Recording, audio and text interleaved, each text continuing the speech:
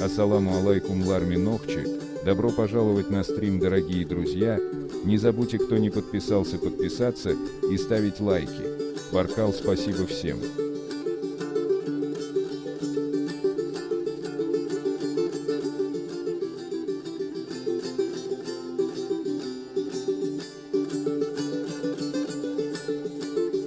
Берущее начало Пшавской Арагве, Барола и многим другим. Это написано на книге, которая написана в Тифлисе в 1833 году. Мне, в принципе, в древности она называлась Дзурдзукетия. В древности, может, многие не знают, но мы дам Аллаха эту тему как-нибудь скоро, по крайней мере, обещали, посмотрим, постараемся. Андаки в древности называлась Дзурдзукетия. Это начало реки Аргун. Я вам его зачитывал. Я не знаю, конечно же, тут никому уже, как говорится, больного никак не вылечить. Процесс запущенный. Поэтому в этом переживать не стоит. Книгу, название я вам сказал. Можете посмотреть, зачитать. В отличие от некоторых. Что касается остального, остальных материалов, не нужно ничего вырезать, не нужно ничего убирать. Я еще раз говорю и повторяю. По мере возможности, конечно же, мы будем публиковать документы. Но у нас так получилось, что, честно сказать, многие из подписчиков очень не любят. Сейчас вы.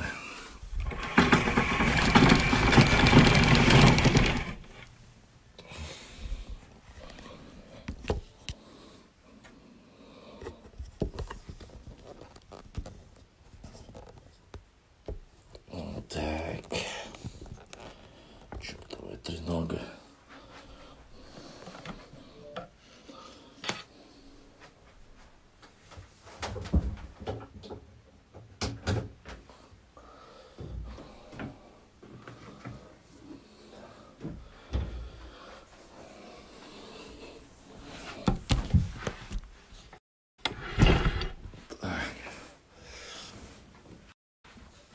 Немножко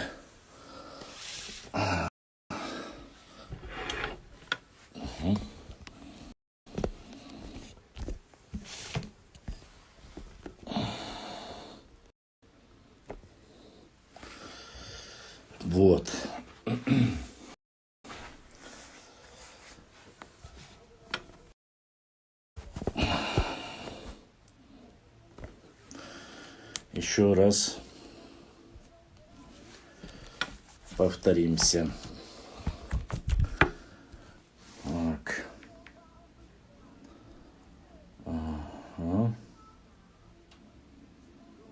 Я вам сейчас зачитаю еще один материал, который мне очень понравился, который мы нашли тоже сегодня. Ох ты ж, сколько сообщений-то пришло, а? Не успеваю даже выбрать.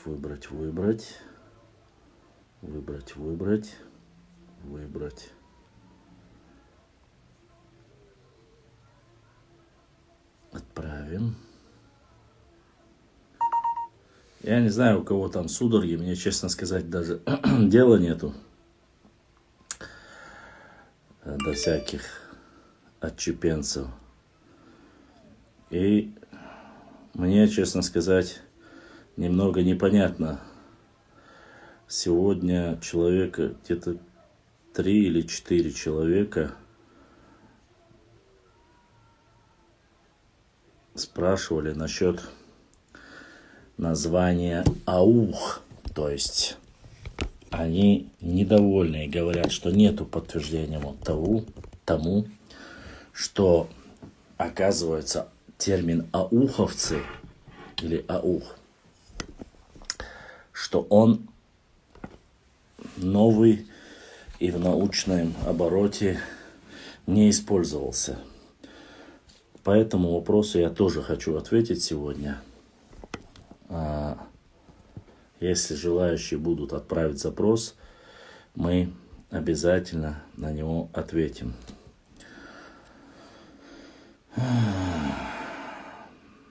Так.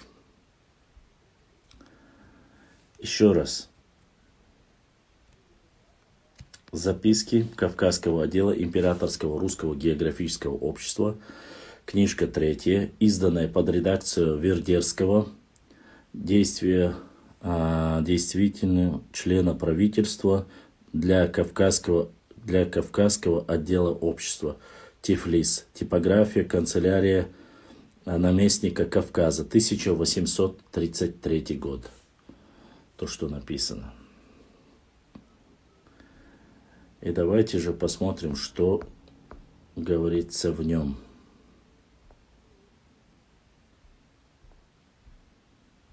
Не то передал, подождите. Uno momento.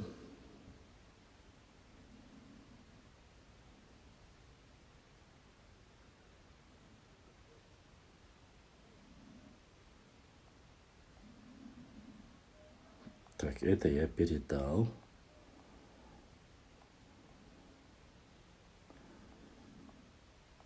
Про это я напечатал. Неужто я удалил? Сейчас посмотрим.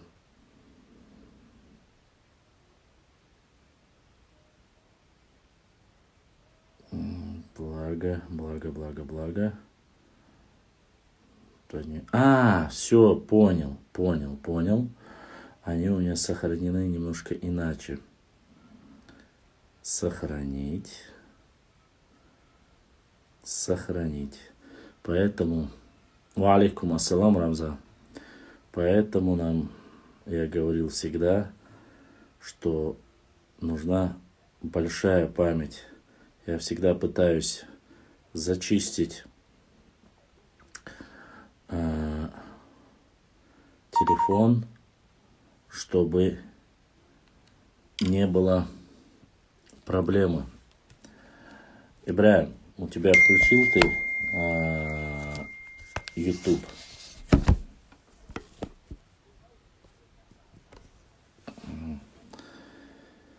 Так. Еще раз, на странице 83. Горы места жительства Тушин, Пшаув, Хевсур не то что иное, как часть Кавказских гор. Замечательные из них Барбала, дающая начало рекам Алазании Кахетинской, Алазании Тушинской, Арагвы Пшавской, Иль-То, затем Никарелли, через которую лежит дорога в горную Тушетию, Собранис Цаири, дающая начало реке Аргуну, Чичность, Тави, Андаки в древности, Дзурдзуки, дающие начало Пшавской Арагвии, Барбало и многое другое. Дзурдзуки. Это река Дзурдзуки. Я понимаю, что барану ничего не научишь, конечно, и ничего не заставишь. Дальше. Еще вчера я вам зачитал географию, это уже официально сегодняшнее. Берет начало на северном Кавказском хребта у горы Малое Барбало, течет на север по горному ущелью. На реке расположены селения Андаки, Арчила, Ардотья, Муцо. Устье реки находится в 124 километрах по правому берегу Аргун. Понимаете? Аргун. Андаки. В древности она называлась Дзурдзукетия. Может, баран не понимает, но я не знаю, что еще можно сказать. Дальше написано Андаки Скали. По правому берегу реки Аргун. Река Аргун, Чанты Аргун. Она называется по-другому и так далее и тому подобное. Видать, у человека маразм, не знаю, не более, не менее. Дальше. И сегодня мне попалась одна очень интересная книга. Тоже хочу вкратце к вчерашнему добавить. Известие Кавказского отдела Императорского русского географического общества, том 8, 18, за 1905 год. В нем написано: по хроникам Вахушти 429 древние грузины называли землю чеченцев Дзурдзухети по Дзурдзухосу, миочскому внуку Кавказаса, который будто бы когда-то там поселился, или будто бы народ был разделен на две группы – кисты и глигвы. Это сказание указывало бы на картвельское происхождение народа Нахчи. Народа Нахчи – это то, что написано. Вот то, что написано там. Это Ванденбаум, там ссылки на Ванденбаума идет. Дальше. В этой же книге по хронике, вот то, что я зачитал, это страница у нас 86. Чеченцы делятся на несколько отраслей обществ или братств, важнейшие из которых ичкеринцы, галашевцы, назрановцы, кисты или кистины. Только последние, как живущие в глубине гор, заслуживают особого внимания. В борьбе Шамиля против России они больше всех выдавали свои способности к военному делу. Почему под названием Кистин нередко объединились ошибочно русские, все чеченские. Дальше смотрите. Написано как: способность к военному делу под названием Кистин нередко объединились русскими все чеченские племена. К своим южным соседям Хевсурам, Тушинам кистины относились враждебно, чему немало содействовало различие вероисповедания. Они, как все чеченцы, магометяне. Ислам, по-видимому, только к концу 17 столетия стал у чеченцев на твердую почву. К концу 17 столетия стал у чеченцев на твердую почву. Тем не менее, они самые фанатичные из всех кавказских магометан и были самыми упорными бойцами и страстными приверженцами, помощниками Шамиля. Только убеждение, что сила имама будет сокращена по завоеванию их области, так называемых Черных гор, положило конец борьбе мюридов. Смотрите у Дубровина. В среде чеченцев уже в конце 18 столетия возникло сектантское движение. В конце 18 века, это грузины пишут, сектантское движение первого имама Кавказа шейха Мансура Ушурма. И в 1863 году учение Зикра.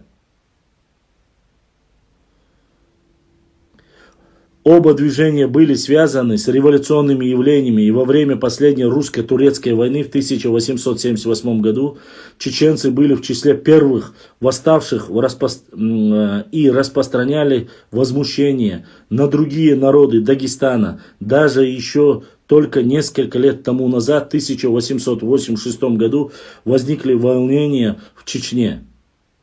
У чеченцев, как почти у всех народов, ислам вполне изгладил воспоминания о прежних их истории, происхождении древней культуры. В прежние времена они, как кажется, были христианами и приняли это учение, вероятно, от грузин. На это указывают, по крайней мере, существование многочисленных и так далее и тому подобное. И здесь же, опять же я повторюсь, здесь же четко указано, говорится, это грузинские источники. Это грузинские источники. В первую очередь указано, что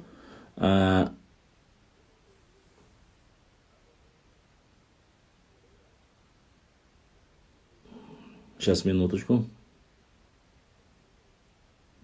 Указывается, что именно По хронике Вахушти древние грузины называли чеченцев Дзурдзухети по Дзурдзухосу, мифическому, хотели, видать, написать, но старыми буквами написать, мифическому внуку Кавказаса, который будто бы когда-то там поселился, или будто бы народ был разделен на две группы – кисты и глигвы. Это сказание указывало бы на картвельское происхождение народа Нахчи. Народа Нахчи, это написал, опять же, не я. Это книга 1833-1905. Все это написано там. Можете проверить. Что касается реки, я вам зачитал. По реке точно так же с книги 1833 года. Вот. Документы есть, ссылки есть. Известие М.Г. Джавахашвили, известие грузинских летописей, историков о Северном Кавказе. Также пишется, указывается, я хочу еще раз, чтобы было понятно, указывается на этой карте Чечения, название идет снизу, и Дзурдзуки идет в горной части, недалеко от Тушети и Дидоэти. Тушети, Дидоэти. От Дзурдзукети внизу, с правой стороны, идет Кистети. Кисты идут. Сверху идут Хивсуры, потом гора Казбек, внизу чеченцы и осетины. Ни слова, никакого вообще слова, ни о глигвах, ни о чем нету. Это Джанашвили. М.Г. Джанашвили. Чтобы не говорили, что я от себя это говорю. Здесь идет сметное немствовое землю число троп. Дзурдзукость же, сын Тинана, превосходящий из потомков Кавказа, убежал в Кавказские горы, построил город и назвал его своим именем. Через это восточная от Арагвы часть до границы Лекети это нынешняя Дзурдзукети, Дагестан, чтобы было понятно, стала называться Дзурдзукети, а западная от Арагвы, то есть река Ламеки, ныне Терги, которая из Хеви устремляется внутрь Кавказа, стала называться Двалетией. Двалетией. Это то, что есть. Дальше. Еще один момент интересный. В этой же книге пишется, А.Н. Генка связывает название Амалеева земля с Омала в Тушетии и Мецкие гребни с названием одного из общества дальних кистин, то бишь Нохчи, в верховьях Аргуна, в его цово-тушинской форме Митхо. Аргунские же кистинцы, очевидно, имеется в виду из дел посольского приказа 1665 года. 1665 год. Вот этот шизофреник старческий, который говорил, что в 18 веке, в 19 веке появилось.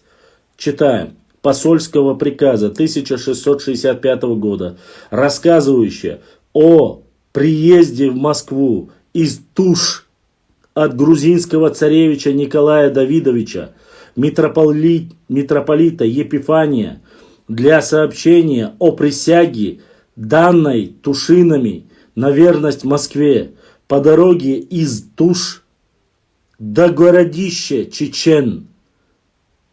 Городище Чечен, расположенного у реки Чечении. Аргун. Здесь уже они называют Аргун в нижнем его течении Чеченией. Городище Чечен и расположено у реки Чечении. В полтретьих днищах от Терского города. Не здесь ли позднее возник чеченский аул? Это уже вопрос задается этот ученый. Аул чечен.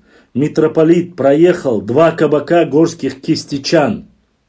В нижнем течении Аргуна называют 2 кабака кистичан. Чтобы вы знали, где находится Чечен-аул и где находится городище Чечен. Это нижняя часть реки Аргун. И здесь он говорит, он спрашивает, не там ли был основан аул, Чечен-аул? Митрополит проехал 2 кабака. 2 кабака. Еще раз, горских кистичан. Он не называет 2 кабака чеченцев. Горских кистичан. Он знает, что в низовьях реки Аргуна живут те же самые кистинцы. А уже далее, после, уже ближе к 18 веку, это 17 век, 1665. В 18, в 19 веке, когда уже русские соприкоснулись, они уже называют их чеченцами.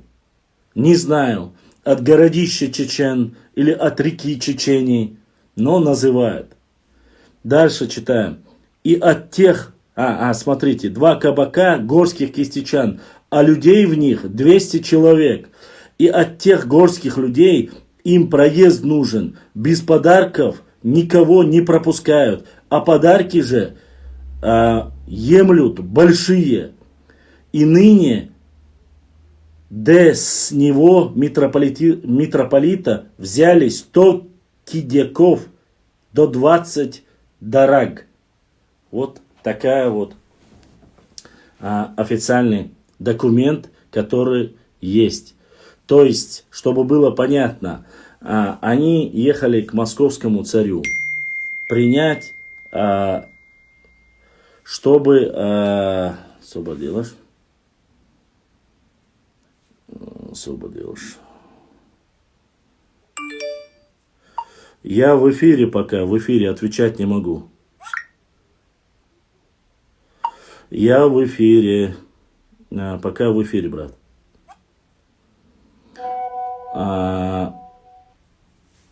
Чтобы было понятно, Тушины ехали, представитель Тушин, если не точнее, как здесь написано, от грузинского царевича Николая Давидовича, митрополит Епифаний, для сообщения о присяге, данной Тушинами на верность Москвы.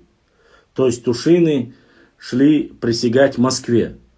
Представитель Тушин ехал присягать Москве. Он проходил по реке Аргун, которая находится в Чечне. И по этой реке, когда спускался, там он увидел городище Чечен. Там он увидел реку Чечени. И там 2 кабака кистичан взяли с него налог. Еще раз повторюсь. Это имеет в виду одно из дел посольского приказа 1665 год. 1665 год. Какие могут быть проблемы? От Дзордзукетии, опять же, Иламеки и остальное написано у М.Г. Джаханашвили. Известие грузинских летописей, историков о Северном Кавказе России. Что непонятно, конечно, я не могу. И остальное я вам зачитал. И как река это называлась, зачитал. Просто идиоты пудрят вам мозги, и им кажется, что мы... Все, а сейчас я постараюсь ответить на 2 вопроса с Ютуба. Так, Ингуш пишет мне под ником: Башлам, ты столько копаешься в истории. Накопал ли ты там что-нибудь, хотя бы 3 строчки, которые написаны чеченцами? Я не понял вопроса твоего, Ингуш. Написано чеченцами. Вот эти все ссылки, которые я зачитываю, в основном они грузинские. В основном все почти что грузинские. Абхазские, грузинские, еврейские, русские И в редких случаях я использую материал чеченских историков. Почему? Я объясню. Потому что сразу твои сородичи начинают говорить, что вот это чеченцы специально и так далее. Валлахи, нету ничего специального. Самая яростная книга, которую не любят ваши, и русики, и все остальные, это вот эта книга. Но вот эта книга, она написана в отместку книги Кадзоева-Абадиева. Это ответ 2012 года. Что касается книги Хасана Бакаева, вот она, книга Хасана Бакаева. Он здесь максимально, где есть у нас объединяющее, он пишет, что чеченцы, ингуши, по мере возможности он это пишет.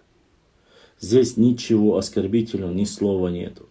Да, скажу честно, вот здесь, в этой книге, очень оскорбительно пишутся вот, ингуши и чеченцы. Вот. У Ткачева не лучше написано и о нас, и о вас, не самые лучшие слова. Что касается Берже, вот он, Берже, книга называется, конечно же, называется «Чечня и чеченцы», вот вы видите, да? У него очень негативно, но он говорит, что ингуши это вообще не отдельный народ. Ну, то есть это общество, чеченские общества. Это он перечисление делает, кстати. На картах, которые более раннего периода, вот, допустим, та карта, которая у меня сейчас лежит на столе, большая карта, она 1836 года, и многие карты, которые у меня есть, раннего периода, на них нету ингушей. Не потому, что их не было автономии, не было государственности. Мы были до 17 века, считались одним единым монолитом народом. Еще раз повторюсь, когда мы говорим о дзурдзуках и кистинцах, мы опять же должны понимать, что до 17 века общее это было название.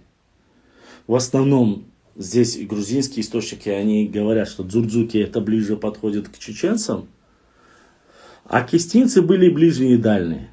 Но даже в этом случае часть ингушей ближние кистинцы захватывают. Потому что глигвы идут там отдельно. Там-то и дзурдзуки, и кистинцы идут отдельно. А вообще как такое. Поэтому здесь же есть Абхаз, здесь же есть... Я же зачитывал вам столько... Единственные там материалы, которые собрали, можно ли сказать, я не работаю по ингушам. Я не работаю. Я еще раз повторюсь, у меня из 10 постов 9 постов о своей истории. Вот. Но когда вы пишете, вот эта песня древняя, там, допустим, древняя ингушская, мне присылают, я сравниваю, проверяю. Если это ваша, я не трогаю.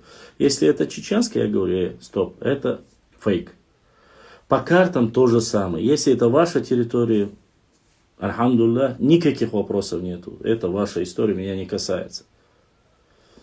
Поскольку у нас сегодня истории, республики и все остальное, правительство у нас отдельно, я за свою историю отвечаю. Валлахи, биллахи, талахи, нету ни ненависти, ни презрения, ничего к людям, которые нормальные братские взаимоотношения. Никому нету. Вот. А те люди, которые наговаривают и говорят ложь о нашей истории, о новчитейпах и все остальное, но приходится опровергать. Почему? Самое интересное, люди, которые приходят ко мне и пишут мне комментарии. Я же вас приглашаю, говорю, покажите лицо. Я вам не делаю никакие ролики против там каких-то там лицо, там клея на голову, сыр и все остальное. Я этого не делаю. Почему? Потому что пока он есть в интернете, пока люди смотрят, смеются с этого, Всевышний Аллах меня очищает от грехов, а вас ведет в ад. Всех, кто это делает. Ну, если вы мусульмане, конечно, если вы веруете в Бога. Потому что я такой, каким меня создал Всевышний Аллах. Я не делаю про вас там что-либо такое. Почему? Потому что я приглашаю, говорю, вот смотри, ты зашел, написал, ты не материшься, ты задал вопрос, я тебе отвечаю. Любой человек может прийти задать вопрос, отправить запрос, показывая свое лицо, задать мне вопрос. Что ты думаешь насчет этого? Что ты... Все, кто ко мне приходил, 99%, если он не конченый шизик, они уходили и говорили, да, мы братья, и тут никаких вопросов нету, мы в основном все друг друга поняли. Я неправильно понял. Начинают говорить, вот ты только кроме нас ничего не пишешь. Но я говорю, покажите хоть один пост, оскорбляющий про тейпы, тухумы, шахары или соседние народы, где я пишу оскорбительным. Я никогда этого себе не позволю. И не буду этого делать. А что касается книги, ну, написал человек. У меня спрашивают, там, да, про Ермолова, про Деникина. Допустим, я возмутился, почему. Есть книга у Ермолова, есть там некоторые записки о Ермолове, что якобы Ермолов хотел выделить деньги на строительство мечети. Хотел, подумал, может, приукрасили. Ермолов это человек, который оставил кровавый след в истории нашего народа. У него была лютая ненависть к чеченцам. Это понятное дело и видно из его записок и все остальное. Ничего хорошего он не написал. Но человек приходит, садится, причем взрослый человек, который там, люди смотрят, потом цитируют и говорит, вам построил мечети. Он убрал с чеченского селения работорговлю. То есть работорговля была Эндери, а Эндери селение, которое дагестанцы, кумыки особенно говорят, это наше село, это никогда не было чеченским селением и так далее. Но Эндери находится в Дагестане. Он не говорит дагестанское село, он говорит чеченское село. Задевая. Потом начинает говорить, ваши вот чеченцы выдали замуж, отдали женщину за калмыков. Потом говорит, что там и так далее и тому подобное. Он говорит, ему подобные говорят. После моего поста, в котором я отвечал на вопросы и по книге всех пух и прах разнес, один пишет про Ермолова. Они мне прислали ролик, говорят, посмотри, они опять пишут. И я, конечно же, мне без разницы, что они на лице там рисуют все остальное. Женоподобное существо, которое боится показывать свое лицо, боится своего имени, говорит, пишет комментарий, говорит, Ермолов, когда строил крепость Грозная, говорит, они никто не возражал и разбежались и построили, он построил крепость Грозную. Во-первых, этот идиот не знает достаточно записок, до 26 хуторов было на месте крепость Грозная. 26, это минимум. В другом источнике я считал, что было до 40. Там были и Эшбатовский хутор, и Варандоевский хутор, и Лом-Эхке хутор, многих тейпов, и Биноевский хутор. Там много хуторов было по названиям тейпов. Их всех стерли с лица земли, потому что это стратегически важное место было, и построил крепость Грозная. Единственное селение, которое с тех пор осталось на этом месте, остальные все стер, это была Старая Сунжа. Селение Старая Сунжа. Она старше даже, чем крепость Грозная, село Старая Сунжа. Сейчас он стал городом Грозным. Но эти утырки, ублюдки пишут, что якобы там Ермолову никто не сопротивлялся и тому подобное. Ермолова ставка была здесь. Сопротивление Ермолову Бейбулатом, Таймиевым написано огромное количество. И много-много чего остального. Я не хвалю, это история. Но если вы не знаете историю, не нужно заходить сюда. Рассказали, сказали, там, я поеду в свою Чечню, там, мне оказали сопротивление, убили 18 тысяч ермоловских солдат, их там 300 на 300 арбах отвезли их трупы и так далее.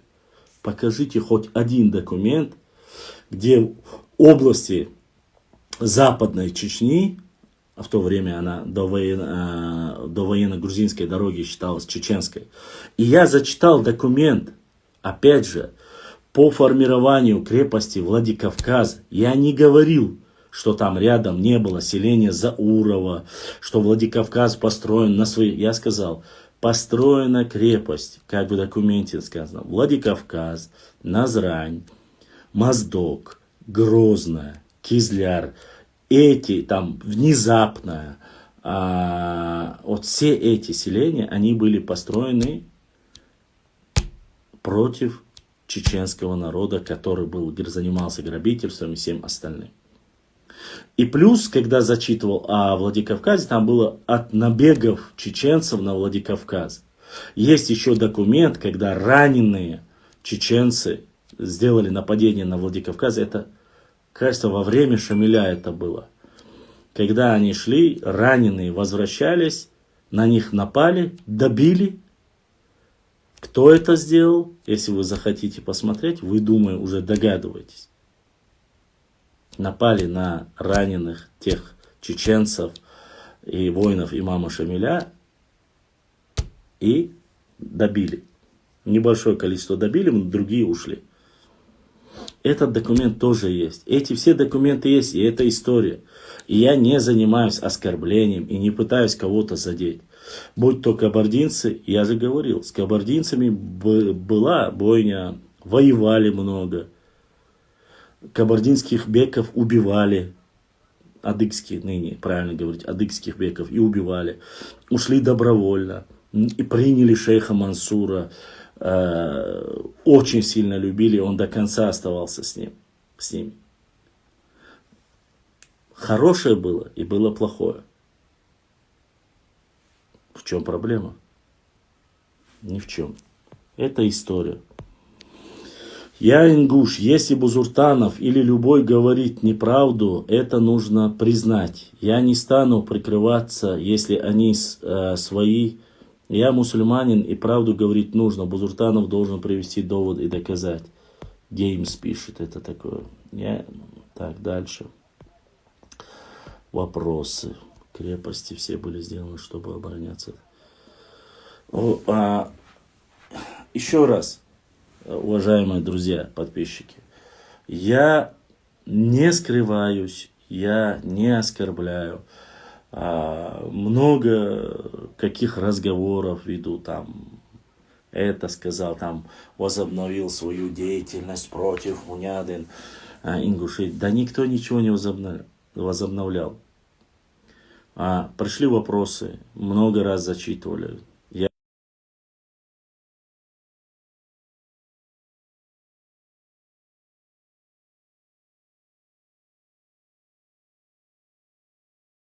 Основном.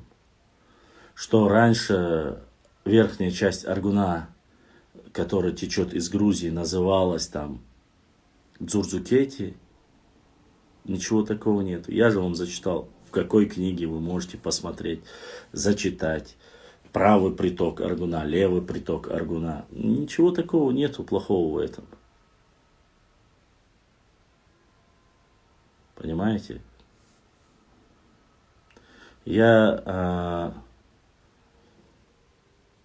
Проблема, если бы только в этом была. И пока вы еще, если у кого-то будут вопросы. Ибраим, сколько в Ютубе собралось хоть немножко людей? Хотел бы зачитать один документ. Мне сегодня звонит, я надеюсь, он смотрит или не смотрит, я не знаю. Спрашивают и сегодня по термину аухой, ауховцы. Что якобы ауховцы неправильно, надо говорить акинцы и так далее и тому подобное. Якобы ауховцы так себя не называют ауховцами, они называют себя акинцами. Шудухдахаш. Еще раз повторюсь, чтобы было понятно. Мы проводили исследование. Мне рассказывал человек, написал точнее, что впервые, конечно, никогда еще ни один ауховец не упрекал и не говорил, что там кого-то принял, не принял. Таких вопросов никогда не было, кроме одного человека, который сегодня мне написал. Он говорит, там принимали по 100 человек и так далее и тому подобное. Ладно, мы не будем акцентировать внимание на одном этом человеке. Может быть, это его сугубо личное было мнение. Мне без разницы. Но, видать, этот человек, он говорит, наши ученые доказали, наши предки лучше знают и так далее и тому подобное. На вопрос мой элементарный он не смог ответить, не сказал ничего, точнее. Я хочу, чтобы вам было понятно. Дело в том, что вопрос касаемо самого Тухума, акинцы, когда собирал его Ахмад Сулейманов по этой тематике, как записали, что сделали, это есть информация, и мы знаем, как это делать. Но я хочу, чтобы вы понимали, Аухай, местность ауховцев, как единый, если мы считаем географическое расположение, это междуречье Терека и Сулака было, до самого Каспийского моря. Если вы считаете, что акоки, акисы, ауховцы, акинцы, что это все разные общества, то есть это разные, не одни и те же, тогда, извините, я буду называть верхние части, которые проживают, они акинцы, в нижней части, там, где Хасавюртовский, Бабаюртовский, до самого Каспийского моря, левого берега Сулака, они были акоками и ауховцами, а средние были ауховцами, тут какая-то белиберда получается. Это неправильно, с учетом того, что красный горшок, как они утверждают, и в этом докладе 900 страниц, где указывалось, они вообще говорят, что появились только в 19 веке. Там якобы попросились и пришли ингушское общество акинцев, что там есть такая ерунда. Я этого никогда не говорил. Почему, к чему я это веду? Людей старшего поколения, которые говорят, что якобы нету такого термина. Этот термин есть. И существует он давно. Называются они ауховцами. Аухар, не аухар.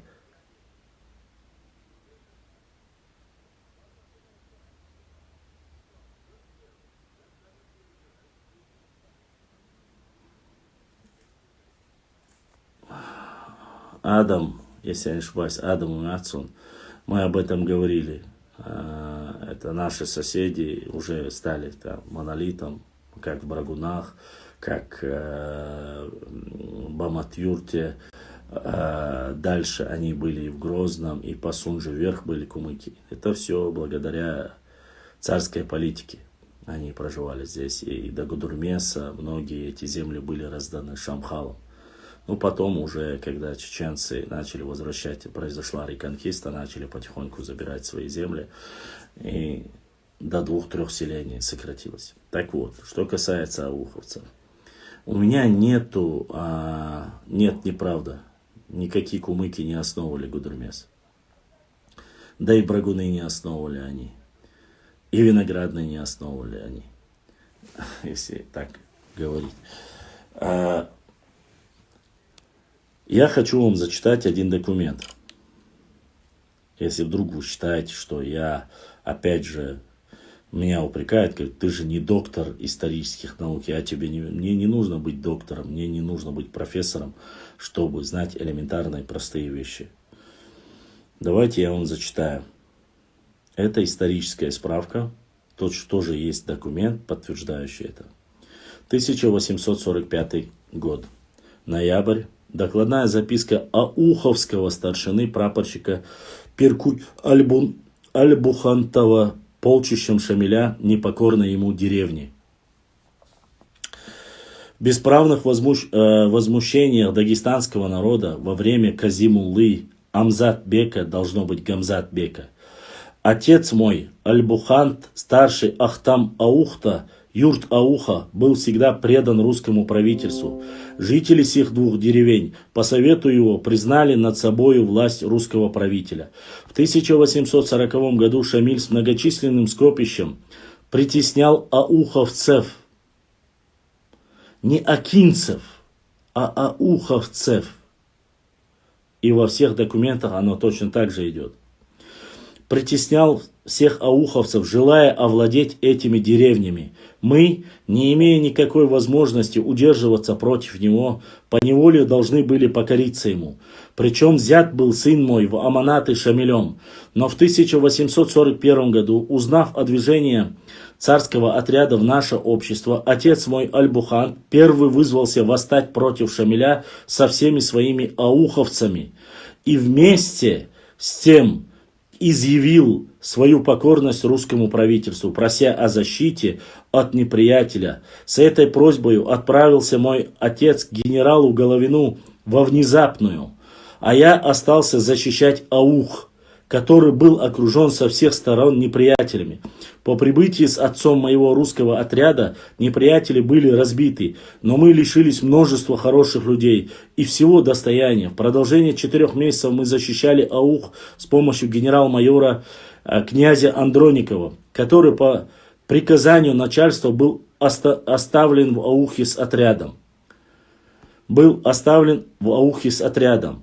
В сентябре месяце того же года, по возвращению отряда Ахтош-Аух во внезапную, и я, все мои родственники последовали за ним, оставив в руках неприятеля все свои состояния и земли, принадлежащие мне и моим родственникам. Через год после переселения нашего партия Шваиба напала на Шваиба, имеется в виду Шуайб Мулла.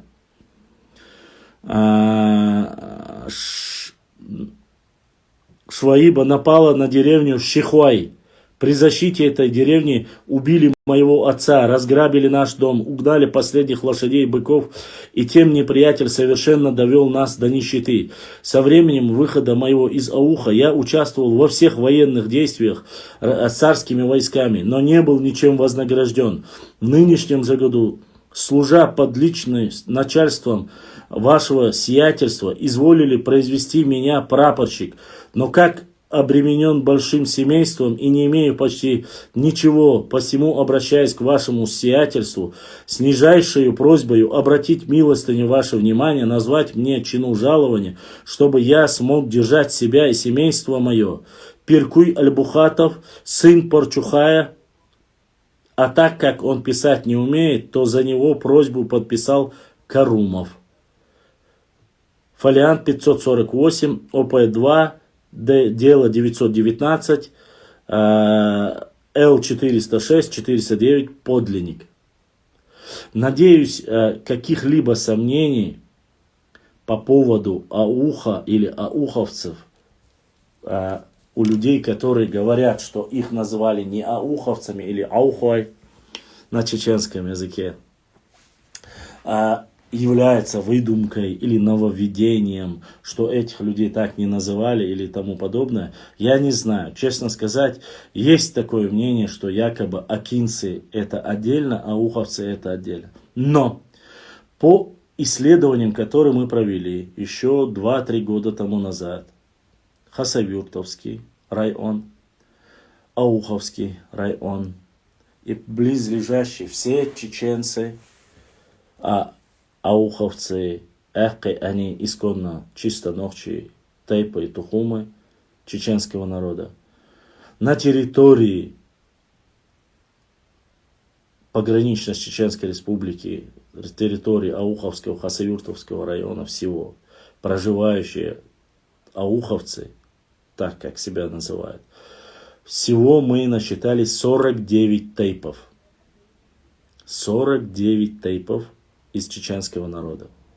Ни одного тайпа из отдельного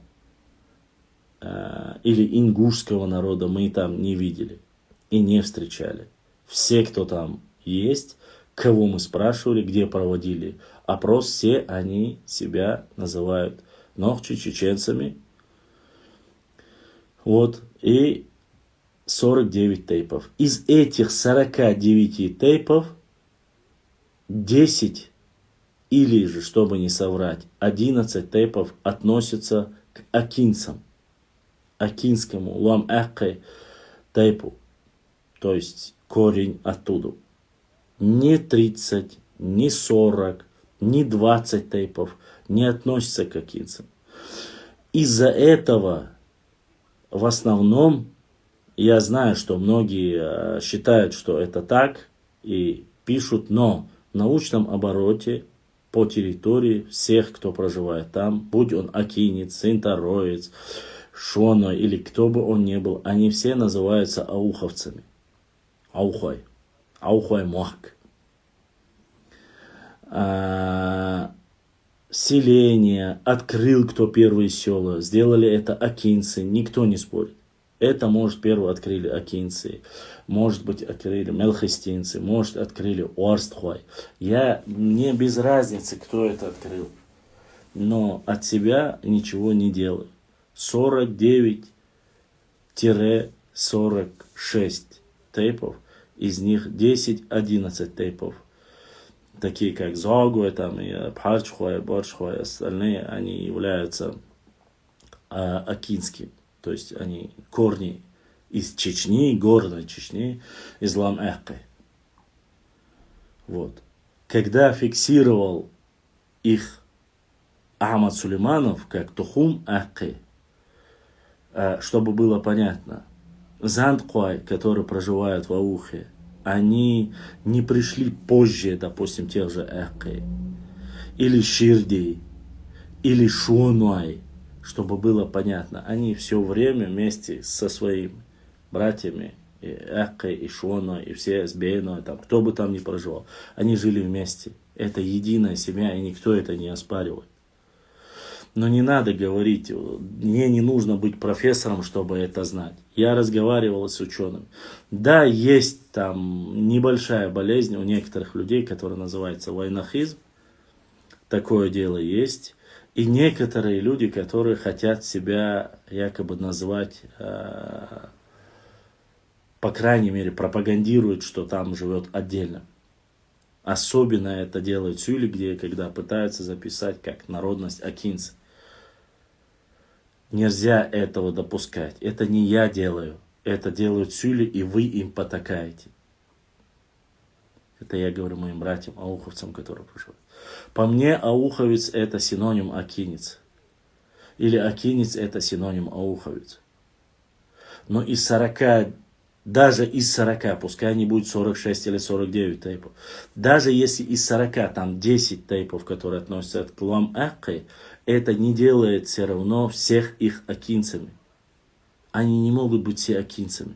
Если бы это как народ шел, то да, но это не народ. А как Тухум, если я не ошибаюсь, Тухум ходит 21, кажется, тейп входит. Опять же, я не говорю, что там мало Эхкы Буцабас, Бац, Эхкы Бош, но не нужно вот сейчас мне писать. Я опубликовал пост, где сказал, что 10 домов вернули ауховцам. Для меня это хорошая новость. Если их будет 100, я буду вообще... Я и так пишу об этом. Если я знаю, что 2660 домов до сих пор не освобождены. С участками до 300 тысяч, до 3000 или 3500. Я все там знаю. Знаю 2 селения, которые к Казбековскому району, которые передали, которые якобы при восстановлении Ауховского района эти 2 села хотят оставить, там подлый договор. Эти все разговоры я знаю. Поэтому, мои братья ауховцы, не нужно всех записывать акинцы, и это будет неправильно. Эхкы Тухум Дуцига, Хазаду, Шираду, Нохчик Омахду. Но термин ауховцы это территориально, и эта территория намного больше, чем сегодняшний аух. Чтобы было понятно. Ассаламу алейкум, башлам великолепно. Ва алейкум ассалам, не великолепно, я просто башлам, ваш брат, поэтому никто, опять же, мне за это не платит, никто мне ничего говорить не просит.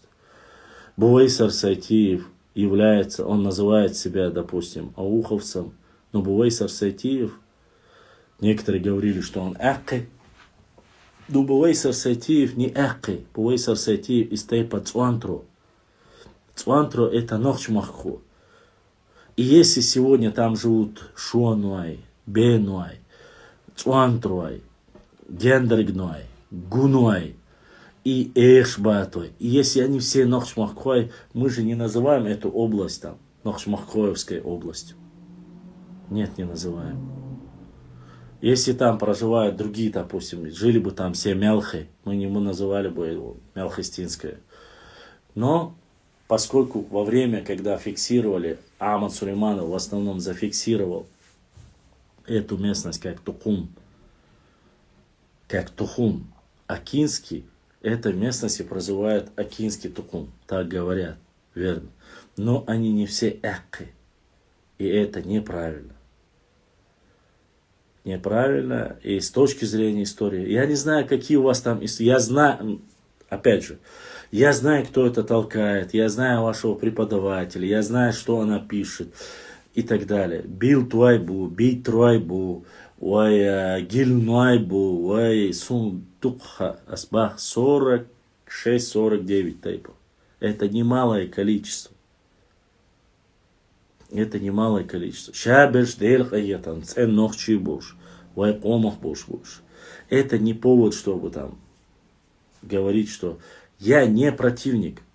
Если они даже все шабеш баласу, ну да. Главное, вы шарик цакан дуйхаете. Хичали масан. Вот о чем я говорю. Вот. Опять же, к кому бы я ни относился, выиграет 3 раза, кажется. Все 3 раза, когда Бувайсар выигрывал, я радовался, я публиковал. Бувайсар Сайтиев, Адам Сайтиев, Хинс Битербиев, когда выигрывает, Золгу Битербиев, Артур.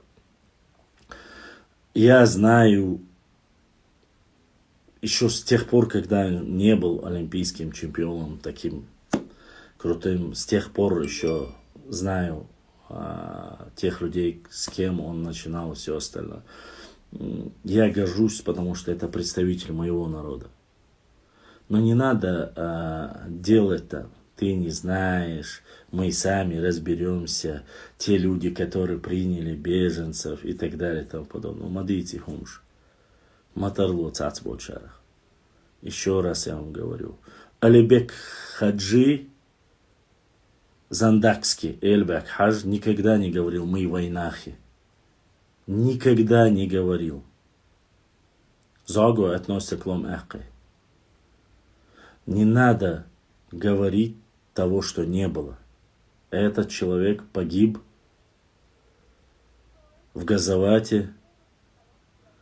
Последним имамом его некоторые называют. Его повесили ради своего народа, чтобы его не уничтожали, его повесили. И я нигде, никогда, ни одного документа не видел, чтобы говорили, чтобы Эльбек Хадж говорил «войне Яхдуай». Никогда его не было. Я никогда не слышал, чтобы он говорил «войне Яхду». Я вас еще раз прошу, я не противник слова, я знаю, это просто термин. Наш человек. Как и Луларнах, Гергернах и так далее и тому подобное. Зафиксированного официального документа, где написано слово «войнах» как общеобъединяющее, появилось только в начале 20 века. Предлагали большие денежные вознаграждения тот, кто покажет, где написано это слово, как обобщающее. Никто не смог показать. Кроме мне, моя бабушка сказала, мне рассказали и так далее и тому подобное. Но доказательства представить никто не смог. Ни с Иордании, ни с Сирии, ни с Ирака, ни с Египта, ни с Турции. Так что не нужно от себя тяну нести. Ассаламу алейкум, алейкум салам, башлам. Насчет 10 домов, как думаешь, это очередной подкинутый гость, чтобы очередной раз растянуть время почти? Я не знаю. Я скажу одно. Когда заявил председатель парламента Чеченской Республики Даудов и напомнил, что мы знаем, что они вернули дома столько-то лет, буквально через определенное время отдали эти дома. Я надеюсь, что этот процесс сейчас пойдет быстрее. Я это надеюсь. И для этого я опубликовал, чтобы знали, что мы знаем, мы следим, мы рассказываем. Если не будут выдавать, там, допустим, в течение, там, не знаю, полгода или года, я напишу, что в это время, в феврале месяце, выдали 10 домов и после этого остановилось. Больше не выдали ни одного дома. А это боль, поскольку эти ауховцы репрессированные,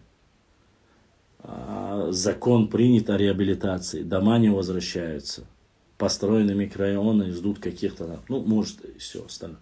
Блогер имеет право. По закону я не нарушаю закон, я не разжигаю межнациональную рознь. Но когда я говорю, ты не знаешь, что ты пишешь, и вахай, на аздинчул хумдя шават, азбицинчул аухай бюч тагуат, я язин стагуат. Ему, понимаете, не понравилось то, что я вместо Акинская земля пишу Ауховская земля. Это тогда, подождите, тогда я должен только Акинскую землю отмечать. Тогда надо записывать Зандаковская земля, Зандхой отдельно, Шуноевская земля, Шуной отдельно, там, я не знаю, Бельтоевская земля, Бельтой отдельно, Битроевская земля, Белготоевская земля. Вот так писать, что ли? Когда здесь говорится о том, что вся эта местность, междуречие было Аухуэмуак. Акоки, Акисы. Соус первого века есть, там Бог связывать дяша, защищать дяша, сайгдалуштега, наоборот, гонак остал дяша. А вместо этого уходят люди, которые такие вещи говорят. Я не знаю, или я говорю как-то неправильно. Ты, говорит, извини, он написал под постом, где я радуюсь тому, что ауховцам начали выдавать дома, он зашел и пишет мне там, ты не знаешь, ты дезинформируешь. Что я дезинформирую? Официальную новость выложили, я официально всем начал об этом говорить. Первый, кто это распространил, я. Что в этом плохого? В том, что мы говорим, что пристально наблюдаем, что нашим братьям возвращают дома. Мы не нуждаемся. А кто спрашивает тебя, нуждаешься? 200 тысяч ауховцев. И ни один человек не говорит ни слова. Почему ты не выходишь и не говоришь, нас 200 тысяч ауховцев? Никто не говорит. Сказали 90 тысяч, все молчат, говорят, нас 90 тысяч. Все. В паспорте в метрической записали акинцы, народность. Хорошо, благо, кто-то возмутился, сказал, это не так, мы чеченцы. Сейчас здравых чеченцев стало больше.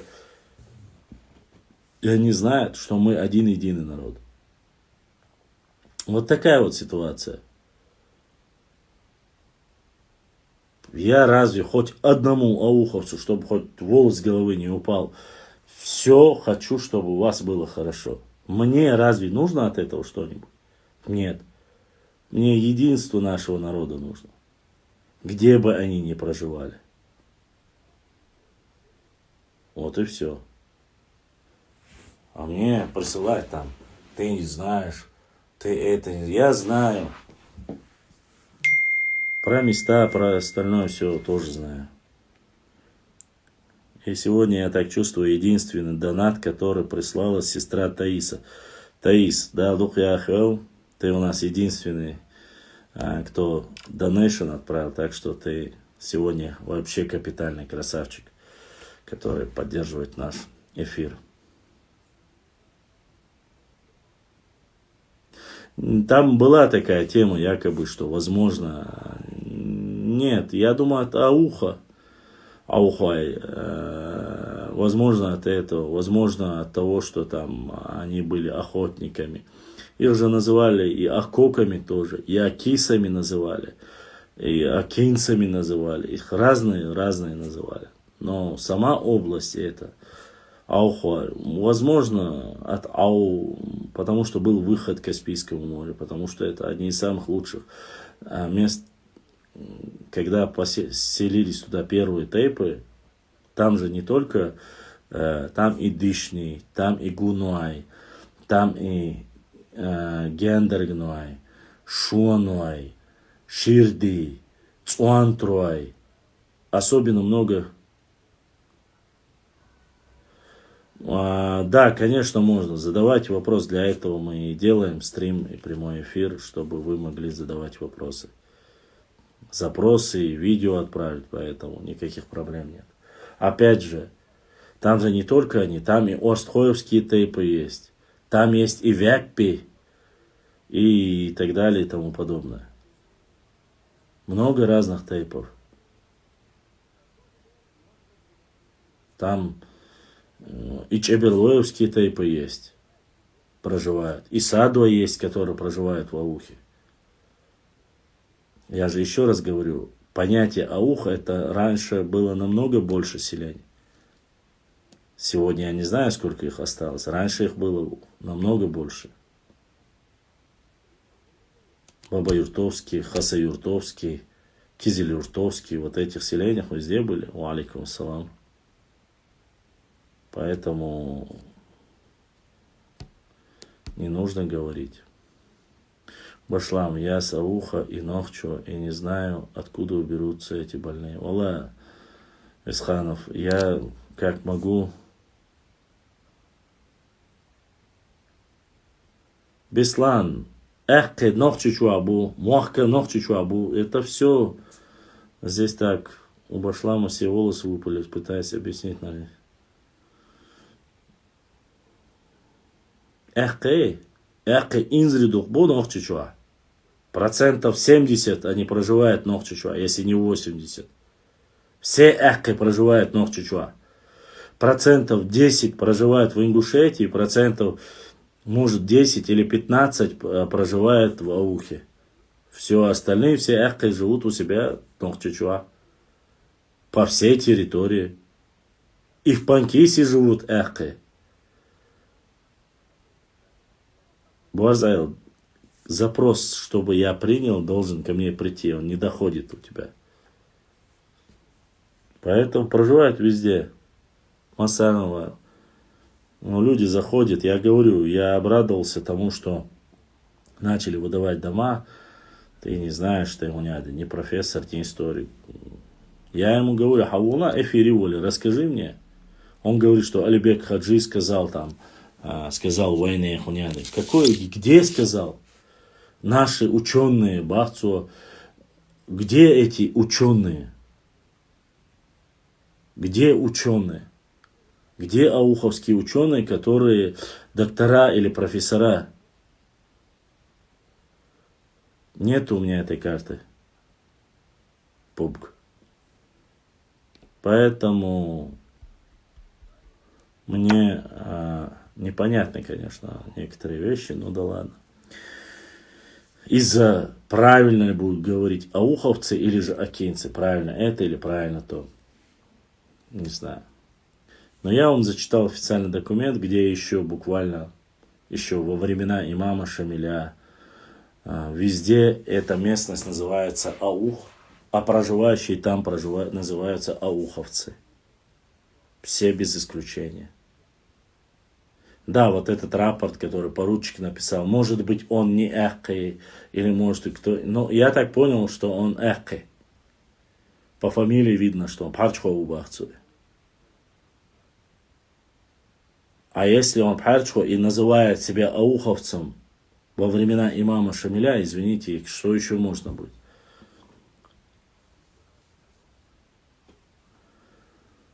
Я не знаю, Исханов, под постом, где я говорю, что я рад, выдаю дома, он говорит, ты не знаешь, ты это не знаешь. Валла, знаю, всем знаю. От количества, статистики, что сюли просят, что газгунки просят, что они делают, как они друг другу дома продают, как они ногти не запускают. Я все это знаю и публикую.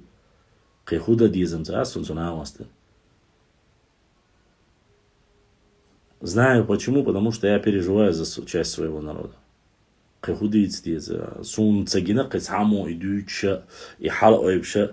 Поэтому докладу ни один человек не выступил. Ни один человек не выступил про Ауховский район. А в этом докладе, между прочим, 90%, который состряпал вместе с этим красным горшком, оскорбление всех акинцев было. Всех ауховцев было оскорбление. Ни один человек не ответил. Где же это научный истеблишмент был, я не знаю. Почему они не ответили, я не знаю. Я сидел по каждой странице, говорил, на этой странице, вот здесь, хокка, оскорбляют, бяшпуса, аухуайса, акинч, оскорбляют. Я отвечал, ни один человек не ответил. Не сел, обещали, вот мы дадим свое крепкое. Кто дал? Хоть одного человека покажите. Даже тот называемый ваш исследователь, который работает преподавателем в университете, даже они не ответили. Ни слова не сказали. А сколько там оскорблений было. Вплоть до того, что акинцы появились там в 19 веке на этих землях. Платили дань и так далее и тому подобное. И писали это не дагестанцы, между прочим. Хотя с подачи этого горе-историка это было написано. Это прослеживалось по тому, как он ездил туда-сюда. И оказалось, что ауховцы, это вовсе не ауховцы, а оказалось, что они все ингуши. Ну и даже несмотря на то, что ингуши, там были одни оскорбления. Чеченцы их притесняли, убивали, и они попросили, чтобы сюли их приняли, и сюли дали им покровительство. Написано было в одном пункте, в другом пункте было, они были там язычниками, и их отправили туда, чтобы принять ислам. Их притесняли чеченцы, их уничтожали чеченцы. Где и когда уничтожали, как уничтожали. Это и есть чеченцы, часть Нохчи народа. Башлам, я не могу принять Нохчи так, как это племя. Я считаю, что у нас нету такого, во-первых, нету никакого племени Нохчи. Есть народ. Нахи – это выдуманный термин, который не существует до 1928 года. Нахи – это выдумка Яковлева еврея и Мальсагова.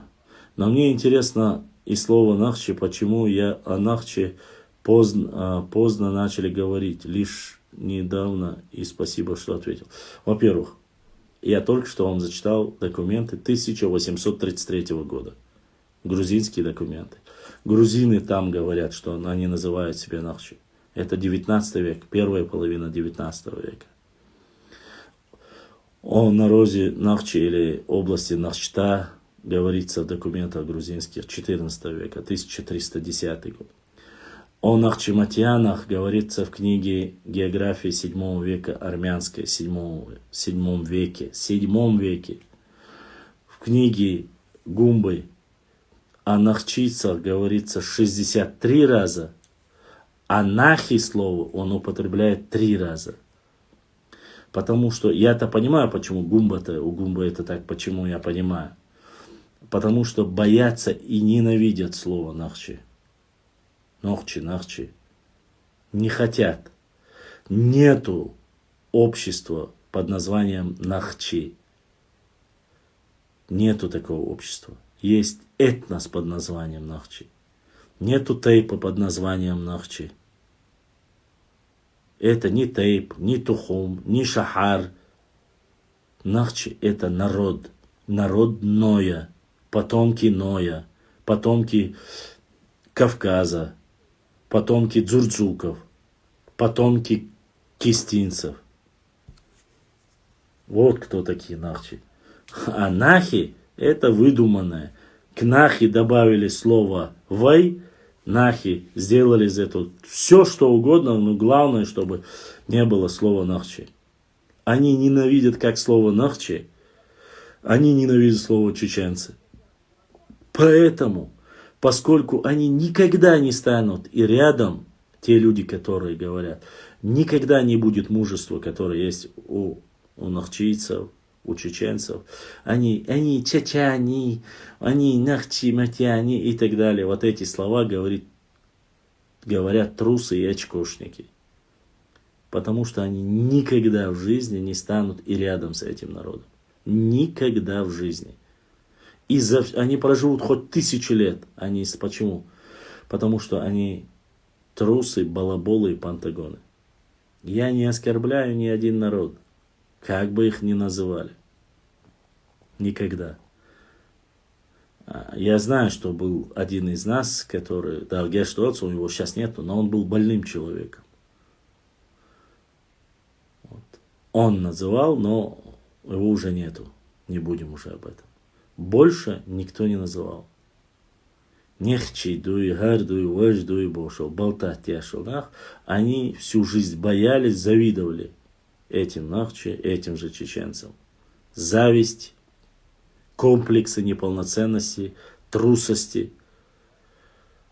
Истинные достойные сыны знают, кто такой Нахчи и кто такой чечен. Это может быть русский, это может быть удмурт, чукче. Я вам сколько роликов показывал. Якуты, буряты, татары. Все знают, кто такие. О, начинают, знают, потому что две войны, да, знают. Нет. Если бы они не повели себя достойно, может быть, и не знали бы. Они повели себя достойно. И во время Кавказской войны, и во время депортации, и во время Первой, Второй Чеченской войны в новейшей истории. И сегодня, да, есть среди нас и болезнь, есть и наркомания, есть и алкоголизм, психически ненормальные, к которым я отношу там атеистов и так далее и тому подобное, анунакцев. Больных людей везде, это в любом большом народе, маленьком народе, это в семье может быть. В семье, где 5 или 6 детей, один может быть наркоманом, один может быть алкоголиком, один может быть муллой, другой может быть хорошим прокурором, юристом, третий может быть бандитом. От этого никто не защищен. Вы не подумайте, что там я пытаюсь. Нет, я говорю в основном за свою родину, за свою историю. Мы повидали очень много плохого, хорошего, и воевали, и заключали мир после. Я вот сегодня загрузил вам документ, где Николай там благодарит за то, что Александр, Николай, без разницы, император российский, за то, что там проявили там телеграмму. Да? И вопрос не в том, что хорошо ли, что это были на стороне царской России, или плохо ли. У нас всегда было так в истории. Были и на стороне России, и против России. Почти что во всей истории, кроме, насколько я знаю, во времена вот первого столкновения с Петром Первым, вот кроме этого времени, в основном кто-то был на стороне, кто-то был против. Шейх Мурза Окотский заключает договор с московским царем. Половина горной части чеченцев вообще.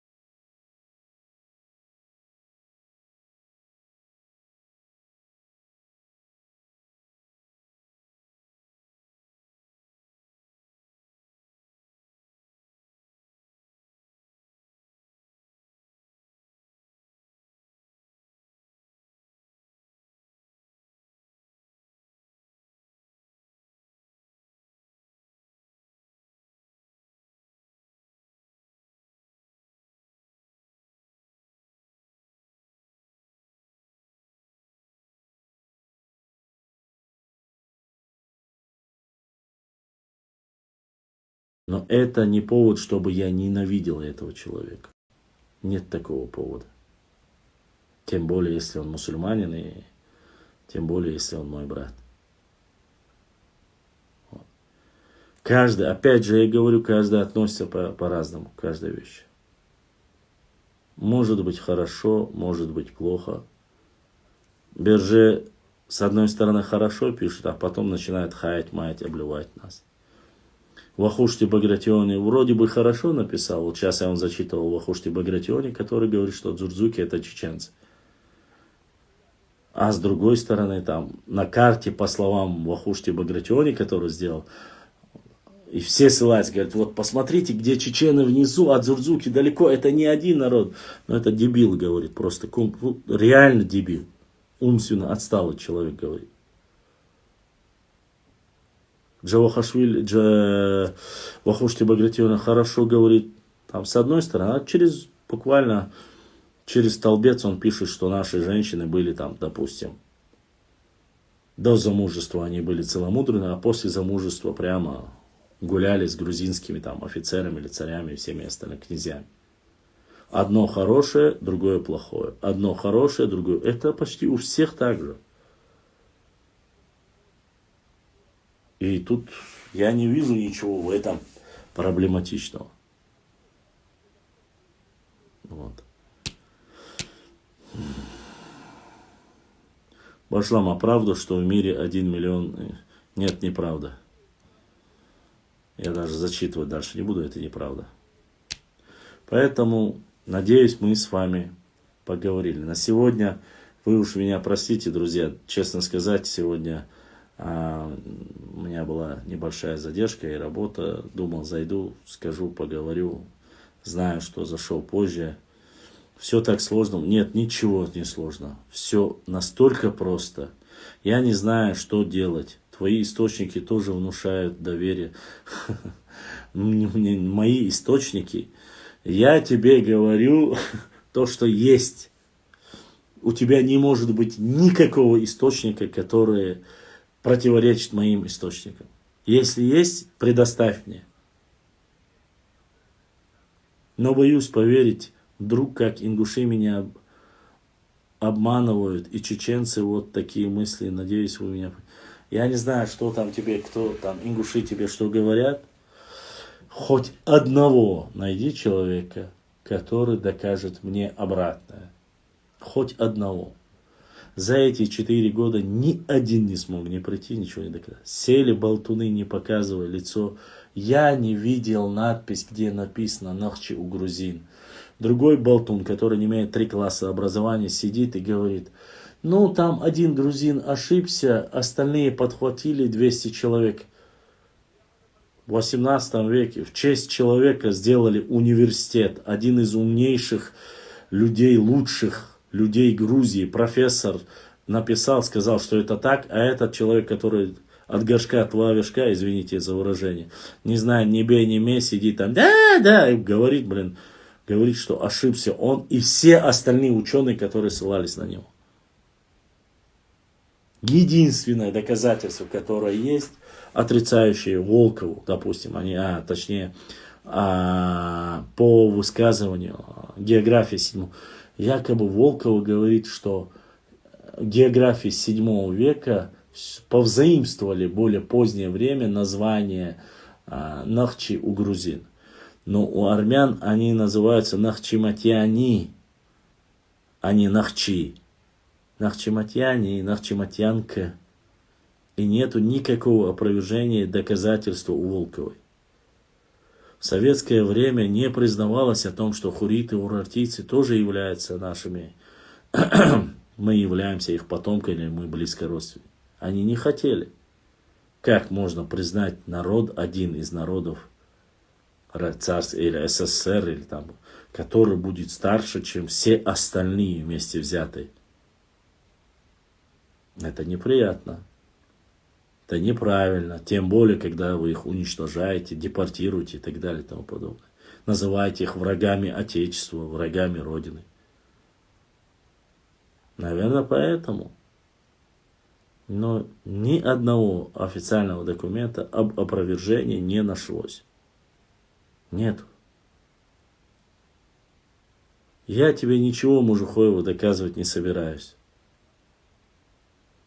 Я уверен, и я еще раз говорю, по ДНК проекту, по истории,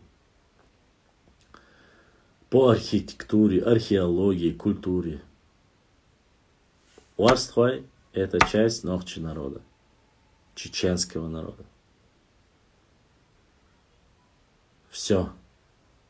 Нету ничего, кроме выдуманного какого-то сейчас в последнее время флага, который больше похож на флаг Звияда Гамсахурди, который сегодня я закинул видеоролик похороны первого президента Звияда Гамсахурди у меня на канале. Посмотрите на этот флаг и сравните его с флагом некоторых, которые пытаются закинуть там, выдумывают, говорят, вот этот флаг был у Аштхуа. Не было. Не было у карабулаков ни флага отдельного, имеется отдельного как народа. Ни символов отдельных не было. Почему не было? Потому что все мы были одним единым народом. А Аштхуа или воины, там, которые проживали по Черным горам, они жили, как я вам сказал, от современных, там, от селения Галашки и заканчивая Аухом. Целая гряда по всей территории Чечни. Вот кто такие были аштхуевцы. Воины, которые... Каста воинов. И туда входили все. Поэтому у них неоднородная ДНК. Поэтому у них они не являются друг другу все родственниками. Ни одной крови, ни одного ДНК у них нету. Они разные. Понимаете? Как и все остальные Нохчи-Тейпы. У них есть J1, есть J2, есть L3. Уверен, есть и Q, есть и все остальное. Алейкум ассалам. Все это у них есть. Я уверен, что другие даже гаплогруппы будут у аштхуевцев. Поскольку все еще не сдали. С учетом сегодня всякое может быть.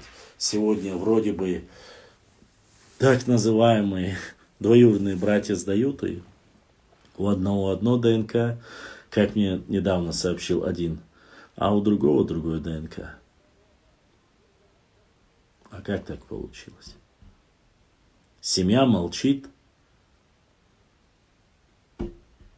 А почему? Потому что бывали случаи, когда сестра погибала вместе с отцом, точнее ребенка. Этого ребенка как своего воспитывал брат. Нейнуаш воспитывал, если не был. Такие случаи бывали. Разные случаи бывали. Когда много детей отдавали там. Ну, много всякого бывает. Между собой. И не дают знать об этом. Если один брат бесплодный, другой отдавал. Или сестра могла отдать, если там без мужа там она.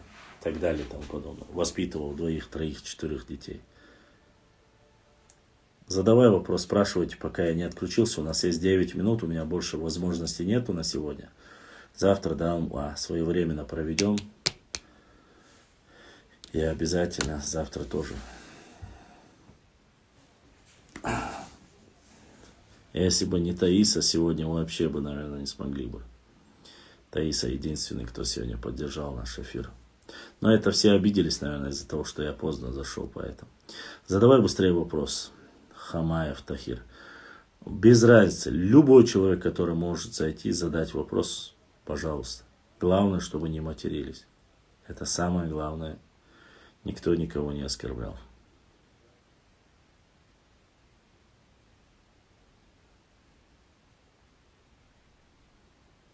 Ибрahim, если есть с Ютуба вопросы, задавайте.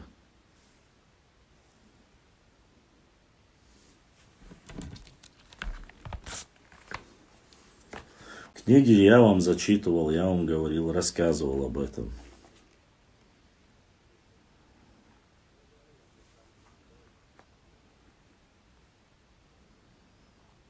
Чего еще должен был сделать?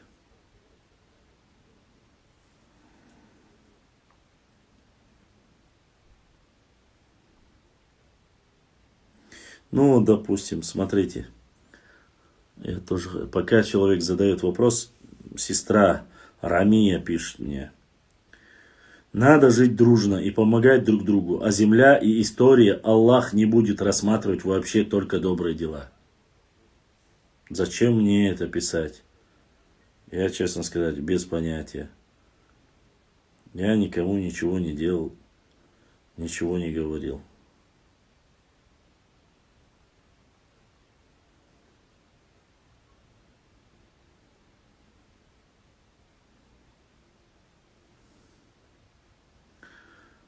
Так, Хамаев Тахир пока задает вопрос. Есть у вас вопросы какие-нибудь?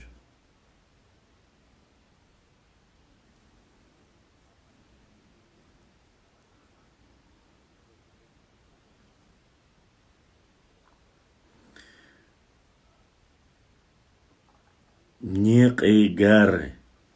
Об этом есть пост написанный, посмотрите.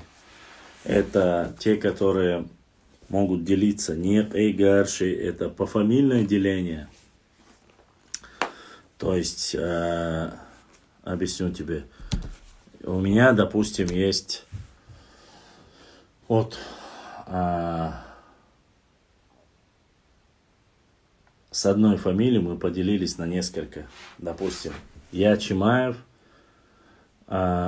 мои троюродные братья Асхабовы, троюродные братья Чучаевы, Чучаевы, Асхабовы, Чимаевы, мы все одно древо, с одного древа мы. У нас общий предок. Мы от своего прадедушки пошли, его звали Чима. Того звали Чуч. И так далее и тому подобное. Как объяснить человеку другой нации, что такое тухум? Очень просто. Это люди, проживающие на территории определенной. Вот, допустим, район. В одном районе, у которых взаимные социальные, экономические, военные. То есть в этом районе они друг другу помогают во всем. Ведут бизнес, там, социальные какие-то сферы, экономические и военные. Все, кто проживает на этой. Они могут быть не кровно родственными, но на этой территории вот это и называется тухум. Местность, определенная местность с единым центром. Районный центр с ближними муниципалитетами. Я надеюсь, доходчиво объяснил. Один район, в нем много сел. Да? Вот этот район со всеми селами, у них вместе, допустим, Гудермесский район. Все, кто проживает в Гудермесском районе, это один тухум. Они не кровно родственные, они одной нации, но проживают вот на этой географической. У них взаимная социальная связь, экономическая связь и военная политическая связь. То есть они выбирают муфтия этого района, этого участка. Таких обществ было в Чечне. Вот, Акинское общество, это Аух и прилегающие к ней территории Междуречья Терека и Сулака. Ичкеринское общество, ну и после оно начало называться Нахчмахкоевское. Это Шароевское, это Шатоевское, это Мялхистинское, это Арстхоевское, это Терлоевское, это, кого я не назвал, Чеберлоевское. И одно я не назвал. Какое? Акинское, Шаройское, Чеберлоевское. Галанчожское. Не Галанчожское. Акинское, Чеберлоевское, Ичкеринское, Шароевское, Шатоевское, Мялхистинское, Терлоевское, Арстхоевская. 9. Что я упустил? Союз обществ. Да. 9. Кого я упустил? Арстхоя, Мялхит, Ирой. Да. Чантийская. Правильно. Да. Чантийская. Не, правильно. Чантийская. Я упустил чантийцев. Башлам, неужели с 1921 года невозможно присоединить Аух обратно? Нет, невозможно. Неправильная трактовка вопроса и не умшишь мадриц, а то вай на около Иревая.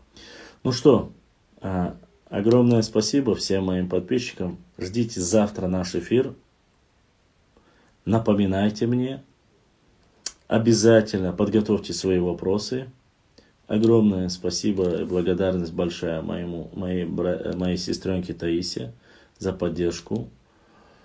всем ютубовским, которые успели присоединиться, и всем остальным. Я прошу ради Всевышнего Аллаха прощения у всех, кто смотрит мой эфир.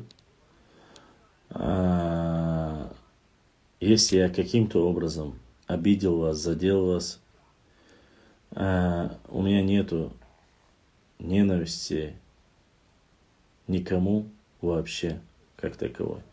Мы за правду, как говорил наш любимый пророк, саллаху алейхи вассалям, тот, кто врет, он не из нашей уммы.